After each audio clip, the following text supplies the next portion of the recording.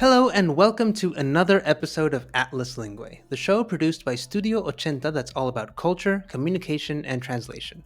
I'm your host, Luis Lopez. Today we're talking to Toufic. He's a Lebanese content creator based in London, and what I love about his content is just how fun, hilarious, and culturally specific it can be.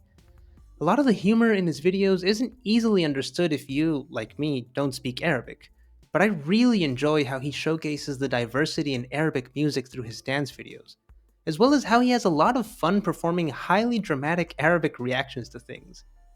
In our conversation, we talk about what he misses the most from his hometown of Beirut, and how he's found his voice for a mostly Arabic speaking audience. So, here's our conversation with Tufik. Enjoy! Tufik, thank you for being here today. Thank you. Thank you for inviting me to that podcast. I'm very happy to be here. And I'm ready to rock that podcast. Ask all the questions you need to know, and I'm here to answer. Awesome. Thank you so much. So, to start, could you tell us a little bit about your upbringing, where you grew up, and how your environment, your family, your community started to influence the content that you eventually came to make? Yeah, definitely. So I was born and raised in Beirut, back in Lebanon, and I moved to the UK when I was 17. So I was finishing up with school, and I came to the UK to do my undergraduate program. And the reason I chose the UK was just so much far fetched. I wanted to do biomedical engineering, and Okay. the degree was not available back in Beirut. So it was either going to Paris, which was not my first choice because even though I'm a French educated person, I just wanted to explore the Right. English educated side of education. And yeah, believe it or not, like London is quite close to Lebanon. It's like just a 4 hour ride. It's not like it's a far country. So I decided to come to the UK. Um, how did my page start? I think that my page it started when I was still in Beirut, but it didn't grow up until I actually came to the UK and I started doing things that people could relate to and associate to. And these were the things that I used to miss back at home. Oh, Like normal behavior that your mother would do, normal behavior that your parents would do, the differences between siblings, right. um, talking about my daily life in the UK, exploring the immigrant life. How is it to move to another country? Was it just like a completely different mindset and culture, and how to adapt to it? And I guess it actually worked. Like a lot of people, a lot of Arabs, everyone just clicked well on it.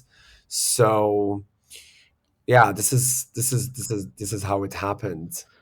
Yeah, I wonder if these experiences that you mentioned, I guess when you were still living in Lebanon, you probably might have taken for granted, or at least like maybe not given that much thought into them until you moved and started to miss them and notice that they were no longer a part of your daily life. Oh, definitely. I mean, there are a lot of things that I used to do in Lebanon that are considered taboo in the UK and vice versa. Like for like this, like just a normal example, Yeah.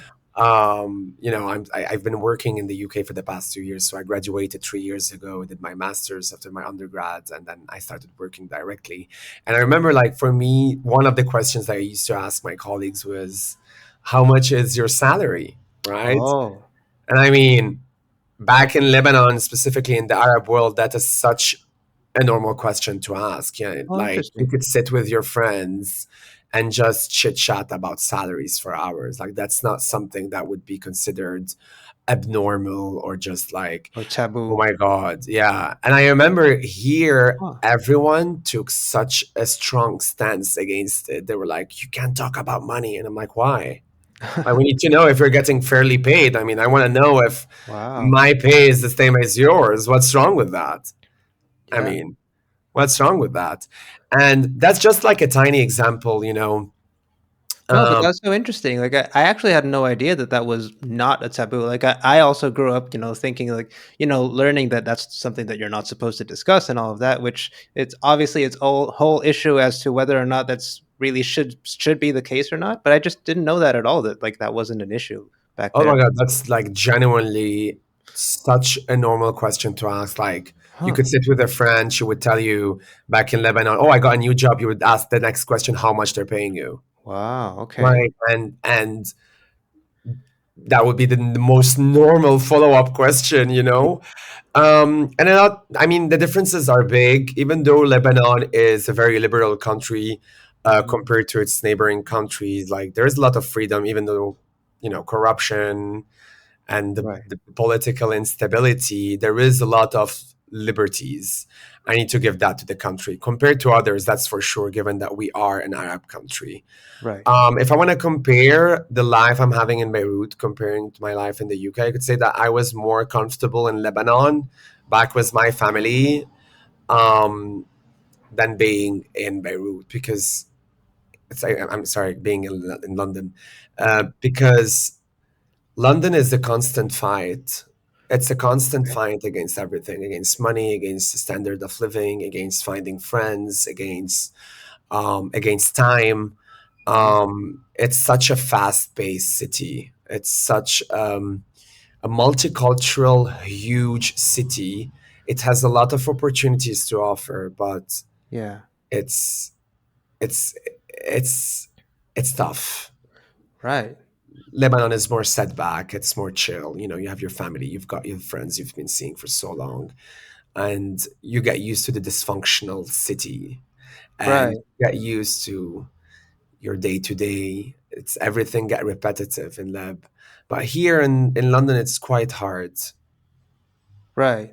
I see. Like I guess you get like I guess the community that you have and that you grew up with in Lebanon makes it, makes it I guess easier to live with the imperfections. Yeah, yeah, Okay. exactly, 100%. And you were mentioning like things that you started to miss. Uh, I guess it could be all sorts of things from like funny little interactions to perhaps something a little bit more poignant or sentimental. But like, what are some of those little things? I know you've touched on some of them in your content in your videos. What are some other examples of like things that you started to kind of miss or notice that were lacking in your life when you started living in London that you decided to make into sketches, like daily interactions and that sort of thing? I mean, the best example I could give you is just the fact that Beirut is a dysfunctional city and everything goes against the morale and ethics of Okay. any normal human being. I mean, that's the biggest miss. In terms of a more specific thing, I would say the voice of my mom in the morning. Mm. Her started cleaning at 6 a.m. the house to wake up the entire neighborhood. Her talking on the phone with her distant cousin in the middle of nowhere in Alaska and started shouting on the phone to see if they listen to each other. I mean, these are things that every Arab household has. Fighting for the bill, that's the biggest thing I miss. You'd never see me with a British person fighting for the bill. They'll literally be splitting penny for penny. Back in Lebanon, you'll fight with your friends to pay the bill. Oh yeah. And it's always a constant fight, it's cultural. Or other things like, waking up in the morning and doing your routine.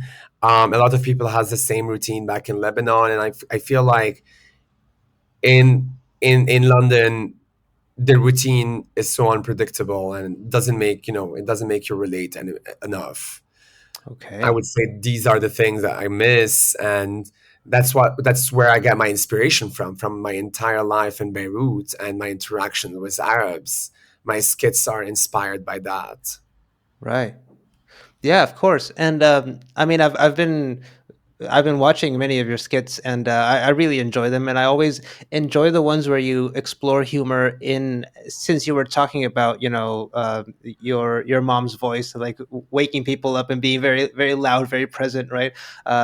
Which of course is also very common in like in my case, for example, I'm from Mexico and I live in Mexico, and like my mom is also like that, right? Like growing up, I distinctly remember her, waking up as a child on a weekend, especially, and like her just she's like speaking very loudly on the phone or something. Not really shouting, but like speaking very loudly, and like that would be the first sound I hear in the morning, for example. And so yeah, I can totally relate to that. But I wanted to ask about like the videos that you've made where you explore humor in the Arabic language itself. So, I mean, I did take a semester of Arabic, but that was only barely enough to like kind of recognize the alphabet. So I really, I unfortunately can't understand them, but I do love the ones that you make more for an English speaking audience about Arabic, such as I think you made a recent one where you translate a whole bunch of words that all sound very similar, for example.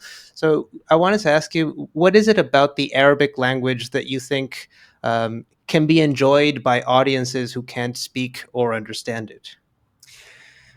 For me personally, I want to tell you something. Mm. In the beginning of this podcast, I told you I was French educated. One Right, thing in Lebanon you need to know, it's as well very multicultural, right, of course. a lot of backgrounds, and depending on the school you attend, it will define whether or not you have a good level in Arabic.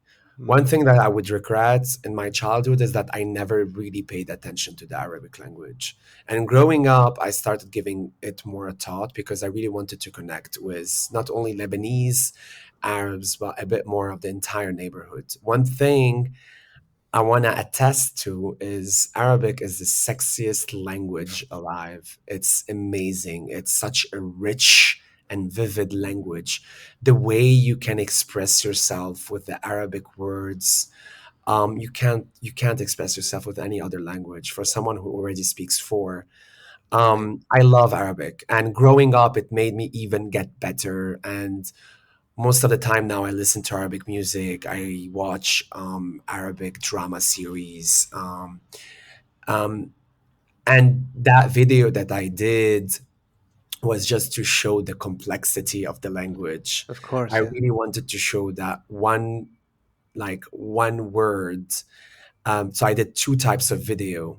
That one word in Arabic can have countless of meanings. It all Right. depends with the way you say it. It depends with the tone of your voice. So I've done several videos like that where, the word yalla or adi or inshallah could be used in so many different ways. And it all depends on the tone of your voice. And similarly, um, different words in Latin, so in English or in French, Mhm. has the same wording in Arabic, but it just changes one tiny letter in between Oh, the Arabic language.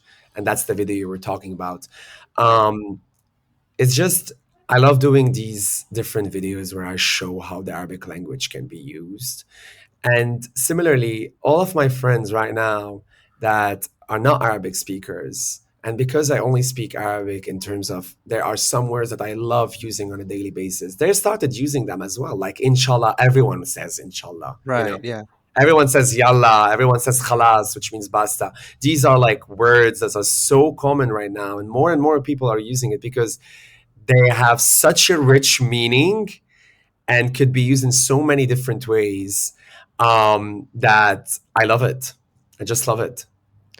Yeah, no, I love that as well. And I wanted to ask you, speaking about, I mean, in relation to these videos about the Arabic language itself, and I guess also pertains to Arabic culture. I also love the videos where you have like all of these different reactions in different languages, and almost always Arabic is the punchline. So like you kind of, I think like really exaggerate or like really perform in that last one, right? So I wonder if that's also sort of to do with not only, I mean, yes, the language itself, as you said, like it's such a sexy language, but also just the culture itself, right? Of being so like enthusiastic about your responses, right? Yeah, exactly. I mean, Arabic is such a descriptive language. You can sit. I can like if I go to a museum, I'm gonna say, and I want to describe a painting in English. I could give two sentences, but in Arabic, I could give literally 10 minutes of a monologue and just describing that painting. And when I do those videos where, I mean, I compare different languages, how they would react to a specific situation, and then Arabic comes. Well, Arabic Yeah. is always more grandiose, so it's more descriptive, it's more dramatic. Yeah. That it's so funny to express yourself in it. And as well, I mean, not only the language, it's the culture that comes behind, and it's yourself, how you use it. to be able to Yeah. describe that situation. Yeah, no, I love them so much, and like I always love the videos where like you compare different languages and always like finish on one, and like I think this one is also like a really great, or these videos are also really great examples of that. So that's amazing. I wanted to ask you also, speaking of like translating, or maybe even more than translating, of like, I guess, wait, let me reword this. So I guess in your content you make videos for an Arabic speaking audience and then also for a non-Arabic speaking audience, right? So what are some things that you find are harder to translate for a non-Arabic speaking audience, things that you wish they could understand better if they knew the language? There are words and there are codes. Let's put it that they are like very popular Arab codes that are like you cannot translate them. Like Right. you would try to translate them, it wouldn't make sense because they only make sense in Arabic, and that's the hard part. One thing is, yes, I always try to cater to a larger audience, but I made peace long time ago that I wanted to dedicate my comedy page for the Arab world. Okay. Recently, I've been, you know, um, exploring English as a parallel language to add with my Arabic skits. But the primary language of my page is Arabic. Yeah. And I don't think I'm going to change that anytime soon. I tried some English videos. I just feel I'm losing my identity behind it. And that's not where my page is. Right. So that's why a lot of non-Arabic speakers tell me, please, could you do some translations? Could you try to cater to a larger audience? I'm like, you're telling me to cater to a larger audience when the Arab world is nearly 700 million people. I mean, that's Right. large enough. Of You're telling, course. yeah, Yeah. it's not like I'm catering to 2 million people and you want me to cater for the entire English speaking world. No, we are 700 million Arabs. I mean, Yeah. that's big enough to cater. Yeah. Of course. So, so yeah, but there are, as again, so some codes that are very hard to translate, some words that you cannot translate. I mean, inshallah, you cannot translate. Praise God, even if you, the way inshallah is used, or Yeah. yalla, or adi, these are words that are, you could translate them, but you would never understand the true meaning behind it unless you're a real Arab. Right.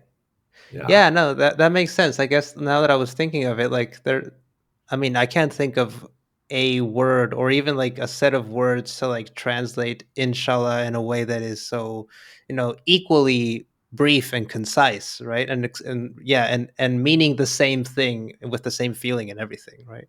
Exactly. Yeah. Exactly. And I'm glad you say this about, making a decision to cater to an Arabic speaking audience mostly, because I know that you also make some English videos Mhm. occasionally and you also play around with language, certainly, right? But I love that like you have that focus, and I'm glad you mentioned that because it's true. Like, of course there's a huge language, so there's a huge audience for your content already, right? So there's no need to modify it to get an even larger audience, especially if you know already what you're doing and like where you are already very funny and like catering to very specific relatable experiences as well, I guess, right? Yeah, no, no, exactly. So, um, I'm fully committed and I want to stay in my culture, in my language. That's the only thing that still connects me back to Lebanon, given that Yeah. I'm an immigrant living in London. I speak English on a daily basis. Yeah. Even though I still have some friends that are Arabs here in the UK, when we go out, it's mainly English that we speak. Right. So having that as a backup where I can always talk and always share my culture in, and always it's like a reminder that where I come from Right. and the language that I speak and the Of language I course. was born in. So that's for me. is amazing. So I'm always keeping it as a backup. Yeah, no, and I love that very much. And speaking of Arabic language and culture, one category that I love of your videos is uh, everything you do with Arabic language songs. Whether it's like the ones where you're dancing and like sort of lip syncing to all these different songs, and even also the ones where, if I'm not mistaken, you translate some song lyrics, like Yeah. you translate them into English, and then like for all of us who don't speak Arabic, we're like, wow, that's what it's really saying. Like, that's so amazing. What are some of your favorite Arabic song lyrics? Ones that like that went very hard, and like you perhaps didn't think that they need to go that hard, but it makes them all the more fun and just yeah, like yeah, ridiculous even. I mean, right now, what I'm translating and I'm using and I'm lip syncing on is what we call in Arabic mahrajan artists. Mahrajan Uh-huh. artists means these are artists for festivals. These are not Okay. like real artists. Like you would never see them in a concert. These are Okay. artists that you would get in a club to make the place more vivid.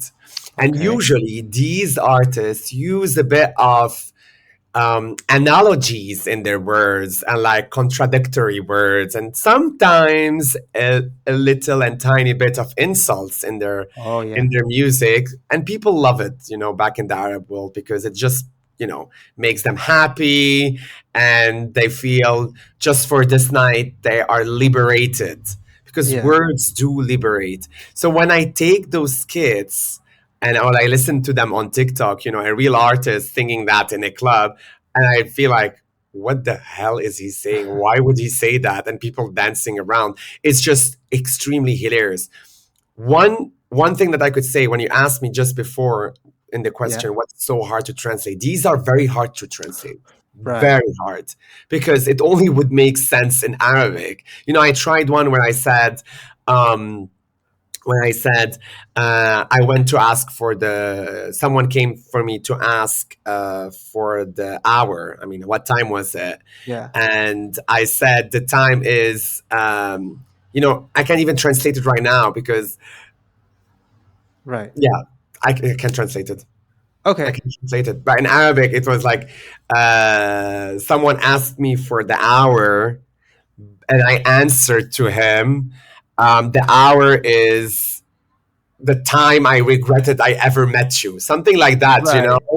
which Yeah. is untranslatable in an English setting, but in the Arabic language, it's just so funny and such a vivid thing to say that you would laugh and dance on.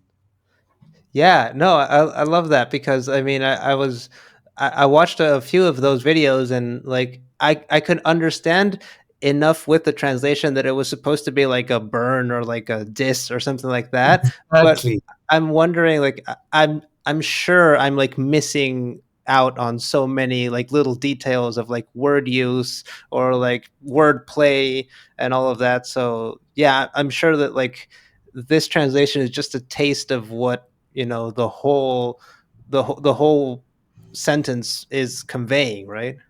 Exactly. A diss. I was trying to find that word. Right. Exactly. Most of these things are disses. Right. Are just this about society, about woman, about man, about anything that would potentially bother you. It's a Yeah. diss. And sometimes some of these disses in Arabic language are just untranslatable. I try, but it would, if you would understand Arabic, it would have been so much more stronger than in English. Right. So yeah, actually, when I watched these videos, I had no idea that they were in the context of what you were describing now. Of like you usually listen to these songs, in the club, and so like there's this party vibe going on, and so I guess like when you hear that moment of the song, everyone's like, "Whoa!" Like I guess like people react to that very strongly when that Exactly. happens, right? Yeah, you would never listen to this at home. Like you would never Right. sit and just put that kind of music and chill on it. That's for sure not. Okay. It's literally what we call club music. Right. And the disses come. And usually sometimes I get two artists to diss one at each other to make the place even more vivid, to make the place even more intense. Wow, You okay. know, um, So kind of like a rap battle of sorts. Maybe not really rapping, but with that sort of vibe to it. yeah, what we call in Arabic shazal. Okay, That's what it is. I see. That's amazing. So, I wanted to ask you a little bit more about your experience as a Lebanese person living in the UK. I wanted to ask you a little bit. I mean, you've mentioned before about like things that you started to miss from back home and all of that. And so, I guess I wonder if you have anything more to say about like both what you like about your life there, and also what kind of things still surprise you, in your daily life over there. So I would say the things that I love about London is the stability, that's for sure. There is a security stability, a financial stability. It's a very safe country. You're very respected. Personally, I've never encountered any racism or discrimination because I was Hmm. Arab. I do have friends that were a bit discriminated for, but I'm not gonna lie, personally, I never felt that. I feel like the UK is one of the most open and welcoming country in the world, even though it has its problems. Hmm. Things that would shock me is the political sphere. I feel like this entire obsession with monarchy is kind of odd, given that a lot of young people, it's a new era. We call this new era digital era. I mean, how can you still be blind and be obsessed about someone who is so privileged and sitting in a fucking palace? I'm sorry for the bad word. I mean, that's kind of odd, but again, it's not my country and it's not something for me to judge. Each country has its own problems. But yeah, here monarchy is big. You should respect that. Culture wise, because you're in London and we're like 10 million people, you meet so many people from all over the world that Right. meeting an actual British person and sitting with him and trying to cope with his culture is kind of hard. Huh. Um, but I mean, things that are shocking potentially are how expensive the city is. Right. Everything is just super fast paced. And when I say fast paced, it's literally it's a fight against time. I feel like the new generation really wants to fight for their worth, and I Yeah. feel that's happening. More and more of things that were like that would never happen in the UK now are happening, from strikes. They're literally learning from French. A lot of Mm. strikes are happening. A lot of people suing each others for minor things, and I feel like they want change. There is a change happening, and slowly, slowly, they're gonna get there. Um, but yeah, I mean, what I miss from back Lebanon, number one would be the food, the food, the Oh yeah. food. That's something that you won't get in any restaurant in the UK. I mean, the food, the ingredients, even the way you eat the meat, the chicken is way different. And these are things, simple things that you would miss, even from the spices that you would use in a normal dish. Some spices are just not available in the UK. I see. These like this is my number one thing that I miss. Other things is just, you know what, genuinely the dysfunctionality, just Hmm. people going crazy on the street, driving the way they want to drive, getting away with minor things and not getting shouted on. These are things that I miss on a daily basis, I'm not gonna lie. Okay. Okay. No, I guess that makes sense, right? Like if you live in a place that like has so much order to it, like if you didn't grow up with that, I guess that might be overwhelming sometimes. I don't know. Yeah, Yeah. yeah, So I very. guess like yeah, like you get used to a little bit of dysfunction, like a little bit of imperfection and of like improvising sometimes, right? And yeah, Yeah, just not really relying on like such strict order all the time, I guess. yeah. Yeah. And Totally. you mentioned the food, of course. So I wanted to ask you actually, what do you have a favorite Lebanese comfort food? I'm sure there are many, but like anything in I'm not particular? even gonna give you a five because Okay. I can name 25 dishes. Hummus, mtabbal, baba ghanoush, even back to the shawarma. Oh my God. Mhm. I don't want to talk about food. It's gonna open my. I can't talk about food. It's gonna. Okay. I can't. I just miss the taste. Okay. Okay, okay. Um, yeah, and I love what you mentioned about obviously London being such a diverse city, and I thought it was interesting that you said like it's actually kind of hard to find, I guess, a British person who doesn't have like a heritage from somewhere else, who is just like their family is always from the UK and all of that. So I wonder in that city, of course, how easy is it to find a community of other Lebanese people or Arabic speakers? And do you really engage with that a lot? You mentioned it a little bit earlier, like when you go out and like sometimes there's Arabic uh, people as well, but also like it's a lot of English as well. So I wanted to ask you that, like, how is your relationship to Arabic speaking and maybe particularly to Lebanese community in London?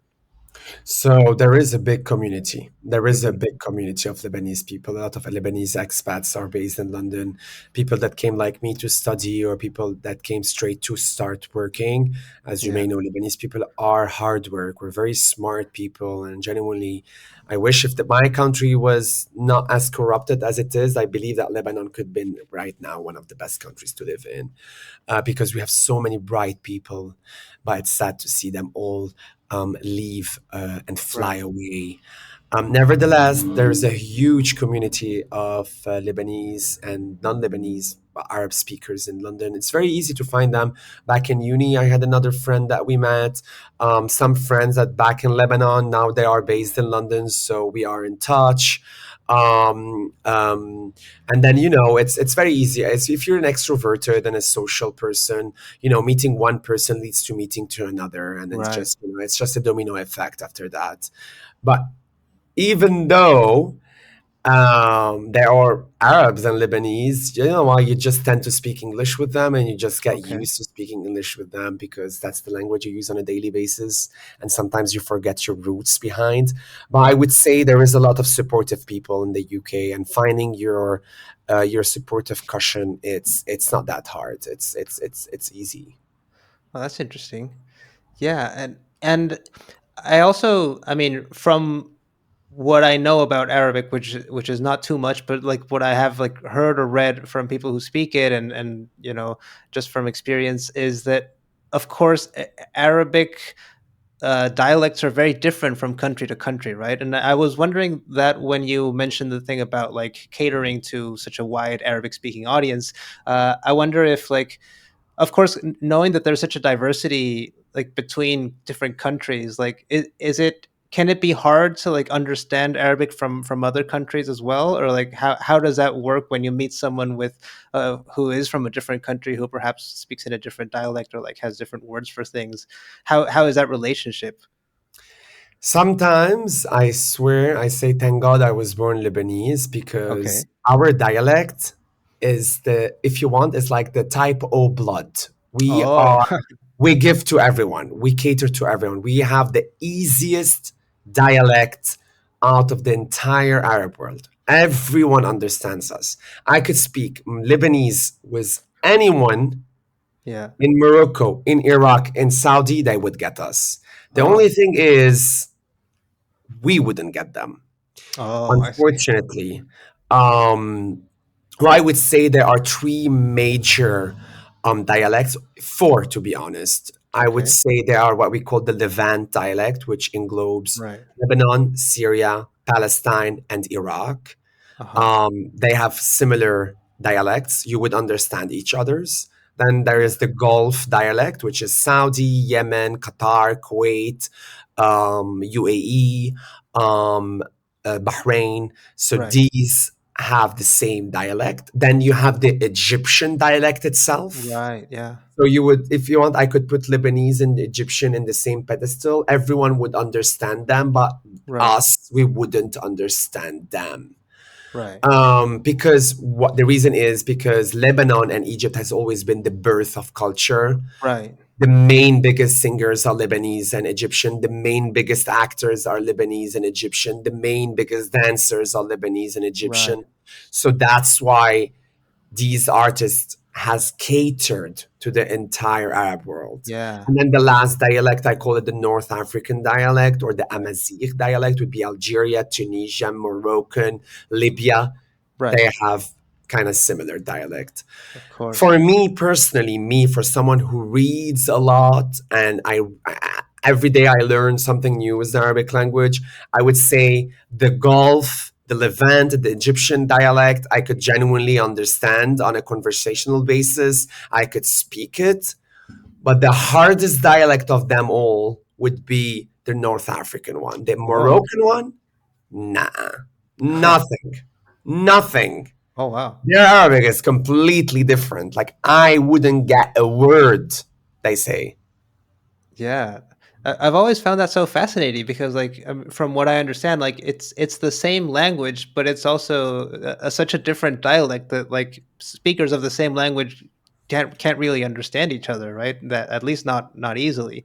So I No. don't know. I've always found that just so fascinating uh, to think about, But that's Yeah. I cool. mean, Yeah. you could Sorry. Go take ahead. the French and the Haitian, Oh right. Creole, what we say, the Creole. Creole and French are very, it's like Creole literally is like 90% of French, just the way they use the word is different. It's kind of similar. That's Right. how you could put the Arab world in the Yeah. language. Yeah. No, of course, and I like what you mentioned about like the Lebanese and Egyptian dialects being so particularly well known because I guess so much, as you said, so much media is created there and distributed Mm. throughout the Arabic speaking world, right? So I guess that would make a lot of sense. I guess to some extent I can relate to that in like the Mexican Spanish, for example, is quite ubiquitous in all of Latin America, and so like people from all over Central and South America like are very familiar with Spanish language content made in Mexico, whereas like people from Mexico don't really get so many influences from the rest of the continent, for example. Of course, it's like Spanish I think is much more, from what I understand, mutually intelligible throughout everywhere than Arabic is. I know that there's different worlds in that sense, but I guess in that way that it's similar, right? Like there's usually one or two countries that have like a concentration of media that is distributed everywhere, and so people understand those dialects or I mean, accents. Mexican telenovelas are so famous Right. and translated everywhere that it makes sense that the Spanish Mexican is, well, the most listened Yeah. to. And similarly, it's the same for the Arab world. Like Egyptian and Lebanese are the birth of like the biggest drama series. Right. And that's why when everyone watches them, you have no choice but to actually try and get their dialect. Right. Yeah. Just out of curiosity, are Mexican telenovelas popular at all in Lebanon or in the Arab speaking world? Because I know There that are they are. there Yeah. are some shows that have been translated in Arabic. Some of them, like your biggest ones, I would say you have one called the Forbidden Apple. I mean, Oh, that okay. was one that has been translated and widely distributed back in the Arab world. But what I would say, we have such an amazing production team. I mean, similarly to Bollywood and Hollywood, Right. some Lebanese movies and some Egyptian movies got to the Cannes Festival, got to get a huge prizes, that Arabs will not want to watch anything that has a dubbed language into it Oh, or I see. that is different than theirs because we have a great production. We get great series, we get great movies that Right. we don't need to go and fetch from somewhere else. Yeah. Oh, that makes sense. Great. So I have just one more question before like a very quick lightning round of questions. So basically it's just is there anything you'd like to share about what else you'd like to explore with your content in the future? I know you've talked about like deciding on catering to an Arabic speaking audience mostly. So I wanted to ask you if there's anything else you're planning that you would like to share or anything that you're interested in exploring. I mean, Arab fashion, it's something. Arab, like the entire Arab wear, like I would say, that's Yeah. something that I want to start hitting slowly and mainly integrating in my content. We're showing different Arab outfits potentially. Fashion is something that it's an avenue that I wanna diverse in. I would mean as well the cultural things that I would do, the differences in languages. These videos are very popular and people love them. And this is something I want to do more and more in my page. And definitely something that I've been doing recently. I travel a lot. I love discovering the world and discovering new cultures. So before I Okay. used never to post about my traveling because I would consider that as a personal thing. But Right. more and more now, I want to showcase that in my content. And I think these are like the three avenues that I want to explore. Okay. That's great. So, okay, so now we're going to move to a very quick lightning round. It's just three questions. The first one is, if you could take a pill and automatically be able to speak another language, what would it be? I know you already speak four from what I understand. So, Italian. sorry, which one? Italian. Italian. Okay. Why was I that? love it. I don't know. I just feel it's as descriptive as Arabic. It's so vivid, and I just love Italian culture. It's a language that I really want to explore, and I think I'm gonna put Duolingo and potentially, learn it. Awesome. Yeah. So, next question. Do you have a favorite untranslatable word in Arabic? You already mentioned a few in the interview, but like, is there any others that you like? عادي. Okay. And I know I just said untranslatable. How would you describe it to someone like who doesn't know what it means? It Or has 100 meanings. okay, It it's all just depends on the way you say it. I see. عادي could mean normal. Uh huh. عادي could mean you're exaggerating. Okay, عادي could mean let's go. I see. It has so many meanings, just depends. You can use it literally anywhere, anytime, any instances. I see. Yeah. Okay. So it's one of those words that you just have to kind of like grow up using, and like in so many different contexts. Yeah. Okay. And final one, if you could have any artist perform at your birthday party or any big event, who would you invite? Nancy Ajram. Okay. Oh my God, I love her. She's amazing. Her voice, her presence. For me, she's one of the greatest modern Arab artists to exist. Her music is always new, always freshening up. She goes from sad music to pop music to dance music. I feel like she's explored so many genres. She's loved. She has a great family. She's very family oriented. She's family faithful. I love that. Awesome. I'll be sure to check her out because I haven't listened to her music. What? Even Billie Eilish said that she was a fan. Okay. Yeah, I need to catch up then. Maybe I've listened and I just haven't realized it, but I'll definitely check her out. yeah. Great.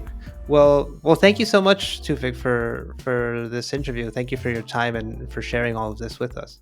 Well, thank you for having me, and I'm really happy to be here and talking about the Arabic world, the Arabic culture, the Arabic language, and I'm nice to meet you. Thank you so much. So just to end, do you want to like remind us where we can find your content and all of Sure. that? So you can find my content on Instagram, TikTok, and Facebook at Toufiluk, which is a TOUF for France, ILUK. You'll love it if you like fast-paced skits, things that are easy to understand and that are minimalistic yet funny. Follow me. Perfect. Great. Well, thank you so much. Lovely. Thank you very much to Tufik for this amazing conversation. I especially loved what he said about the Arabic language and how much you can express with just a few words. I'm glad he shared so much with us and allowed us to understand his content a little bit better as non Arabic speakers. Anyway, you can check out Tufik's work on TikTok and Instagram at Tufiluk.